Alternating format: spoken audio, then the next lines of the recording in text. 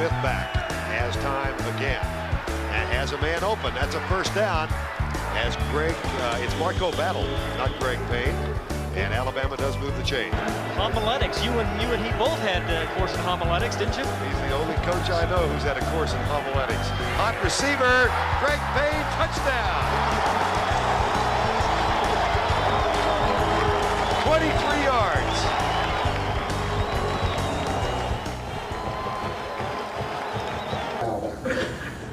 All right, so I think I'm the only one up here that was a walk-on, is that right?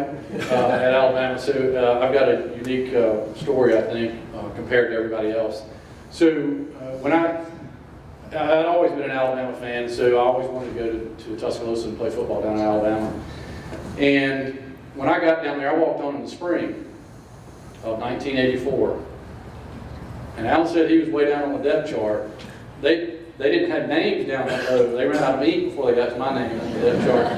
I can count 7, I can still to this day count 7 people that were ahead of me. So I was at least number 8 on the depth chart when I got there. And I was a walk-on. And the first spring, I've told this story to several different people. And the first spring, I considered myself a helmet holder because all I did was hold my helmet because I didn't do anything. All I did was stand around. I didn't do any 707. I didn't do any, very few one-on-one drills. I did virtually nothing. All I did was stand around. But I paid attention to what was going on. I paid attention in our meetings. And during the spring game that year, I had an opportunity to go in late in the game. We were the Crimson, and we had not scored yet. We hadn't done anything late in the game. And I was able to complete a couple of passes, get down the field, kick the field goal. Wasn't any big deal.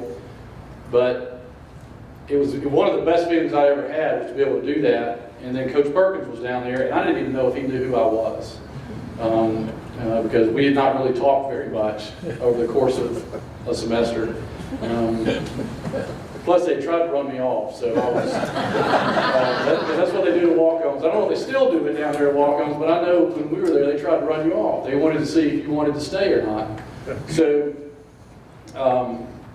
After I came out, I was standing back on the sideline, and I was once again a helmet holder, just watching the end of the game. And Coach Perkins just sort of walked around the field and showed up beside me. I didn't realize he was there.